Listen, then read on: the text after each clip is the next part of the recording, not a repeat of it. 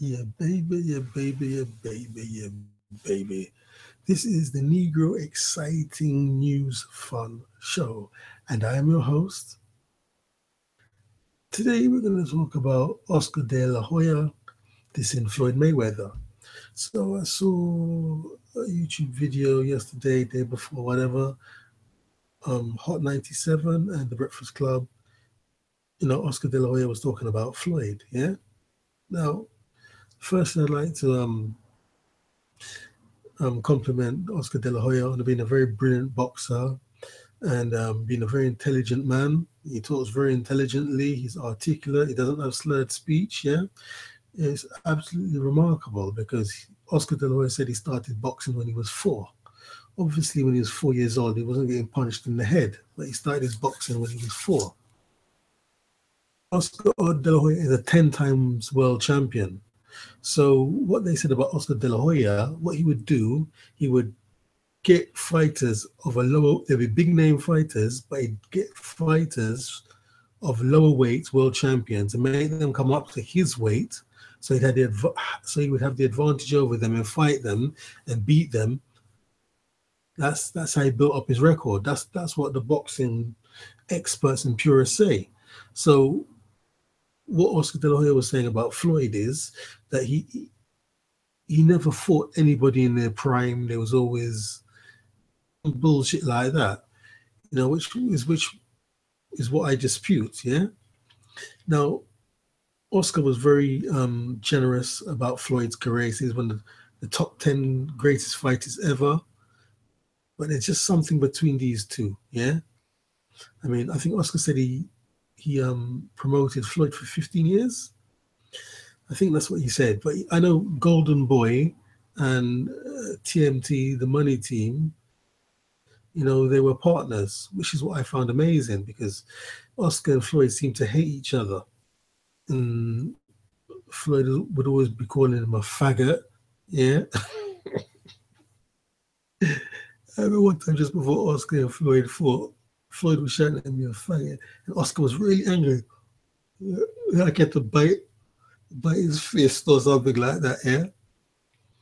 And then when the fight started between them, it was a brilliant fight, one of the best fights I've ever seen. Yeah. Floyd was on the ropes. Yeah. Oscar was on him. His hands were moving like pistons. Bang, bang, bang, bang, bang. And he was on proper on his toes. Bang, bang, bang. Boom, boom, boom, boom, boom, boom, boom. In and out. Boom, boom, boom. Yeah. Boom, boom, boom, boom, boom, boom, boom, boom, boom. I said, that's why Prince Nazim Hamid was scared of him. Because when Prince Nazim Hamid was fighting, and they asked him, who do you respect or whatever? And he said, Oscar de la Hoya. And he seemed scared. Like he didn't really want to fight him. Yeah. So that's what sprung to mind when I saw Oscar fighting Floyd, yeah. But what Floyd done, which Manny Stewart couldn't believe that he done, he changed tactics during the fight, yeah. Of Oscar punch himself out, and then Floyd fought defensive. Then he changed to offensive. Then Floyd changed midway through the fight to an attacking fighter. And Manny Stewart couldn't believe somebody could do that. But I could see he could do it. But obviously, in all of Manny Stewart's history of boxing, yeah, he's never seen anybody do it, but Floyd could do it. That's how brilliant he is. And that's what Conor McGregor kept saying over and over again at the end of the fight, their fight, is that he was very appreciative or very whatever. Yeah, he really respects Floyd for his composure. He couldn't believe how composed Floyd was. He doesn't lose his cool. He totally stays composed. Yeah. Yeah. Then Floyd went on the attack and he broke Oscar down. That's one of the best fights I've ever seen. Really brilliant, remarkable fight. Yeah. So like Oscar was saying, Floyd people past their best and all this rubbish. This is something I personally dispute. But, there's not a lot of needle and problems between Floyd and Oscar, like I just said. And Oscar De La Hoya, there were some pictures of him, like like a transvestite. He's dressed up as a woman, wearing heels, fishnet stockings, all this kind of stuff. So maybe that's why Floyd keeps shouting faggot at him, saying in one of these interviews. I can't remember if it was Hot 97 or The Breakfast Club, but what Oscar said was that he had issues. I think he was divorced and he had issues, and that's why he was doing this. Oh, also, he had a problem with drugs as well. Yeah.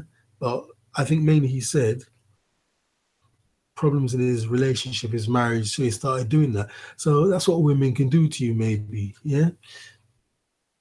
You think, oh, I hate women. I might as well be a faggot. I might as well be gay. I don't know what happened in Oscar's head, but maybe that's why he was doing it. But these pictures were surfaced, in the media over 10 years ago. And he trusted a woman. The woman took the pictures and put them on the internet. That's what you get when you trust a fucking woman, isn't it? So where was I? So Floyd, that's why Floyd calls Oscar a faggot. There's always like a lot of hate between them. Yeah. So maybe Oscar's saying all this stuff about Floyd, about he fought people in his their prime, just to put something negative on his legacy. Yeah. And maybe Floyd is calling him a faggot to put something negative on Oscar's boxing record. Yeah. So who knows what's really going on? But there's definitely a hate between them, even though they were business partners, which is amazing. So let me look at some of the people Floyd fought. Yeah. Now, when Floyd fought,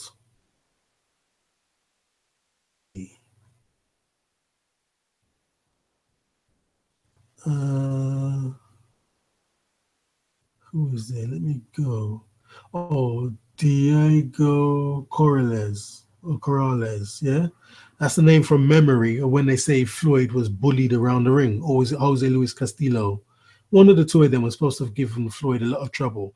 But the way I read that fight is Floyd had hand trouble, yeah? He had problems with his hands. He had to take 2 years off of boxing and have surgery or whatever. So that's the way I read that fight. The only reason he was able to kind of chase Floyd around because Floyd's hands were busted, so they couldn't really hit him. Now, let's go to what Floyd done to Arturo Gatti. Did you see what Floyd done to Gatti? Floyd fucked up Gatti. Oh, Floyd beat the shit out of Gatti. He couldn't do nothing with him. Do nothing with him. Yeah. So how does Oscar say that? Does Oscar say that? Oh, Arturo Gatti was past his prime.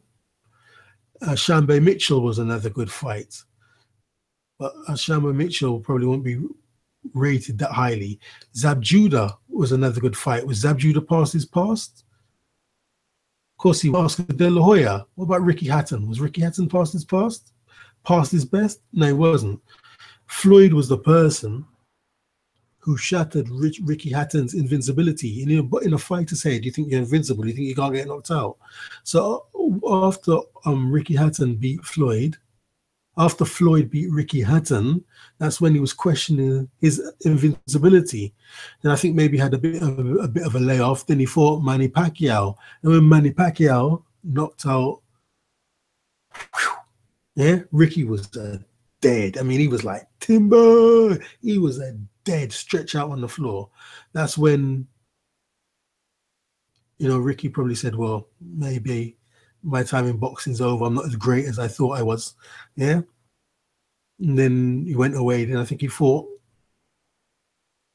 Mashenko, some Ukraine person, Shashenko or somebody like that. And then that was his last fight that Ricky Hatton had, yeah? So what about Ortiz? Yeah, no, we've got to go to Sugar Shane Mosley. Now, Sugar Shane Mosley gave Floyd the worst beating I've seen when he knocked him down. Floyd was nearly fucking out. But they radio and they said, Sugar Shane was past his best, which he was. I think he was 40 years old, but he still did fucking knock Floyd to the fucking ground. Then we had Victor Ortiz, yeah? Victor Ortiz was a cunt. He headbutted Floyd, yeah? Big man, like he's just a pussy, like he's nothing, yeah? So Floyd beat Victor Ortiz, yeah? Then Miguel Cotto. Was Miguel Cotto past his best? What about Robert Guerrero? When I read that fight, Robert Guerrero was like the great white hope who's going to beat this Floyd. And Guerrero couldn't do nothing with him. Yeah? Then what about Saul Alvarez? Yeah? The great white hope, even though he's Mexican, yeah, he's redhead, Mexican, he looks more like a Scottish man or Irish man or Celt or whatever. So Alvarez was supposed to sort out Floyd. Yeah? Couldn't sort out Floyd. That's where Alvarez had his first loss or his only loss. Yeah. So what's Floyd trying to say? Alvarez was past his best. Of course he wasn't. Oh no, what they said was, oh, he was just up and coming, but he was a bit of a novice, right? Then we had Marcos Maidana. Marcos Maidana was like the Tyson. He punches down. Marcos Maidana. Floyd signed to fight him twice. Marcos Maidana fucked up Adrian motherfucking Broner. Yeah, he gave Adrian Broner this. Yeah. So what, was Maidana past his best? Not only did Floyd beat Maidana once, he beat him twice. Yeah. Then we had Manny Pacquiao. Yeah. People was disappointed with the Manny Pacquiao fight, but he beat Manny fucking Pacquiao. That would have been a stain on Floyd's legacy if he didn't fight Manny Pacquiao. History would have recorded him as the person who dodged and ducked Manny Pacquiao. But he fought Manny Pacquiao and he beat him, and it was UD, a unanimous decision for Floyd. A unanimous decision when Floyd beat Manny Pacquiao. Yeah, so what's Oscar talking about? Then he fought, yeah, he had a lot of opponents for his last fight, his 49th fight, but Floyd fought Andre Berto. Was Andre Berto past his best? Everybody knows Andre Berto always brings the fight, yeah? So who did he duck?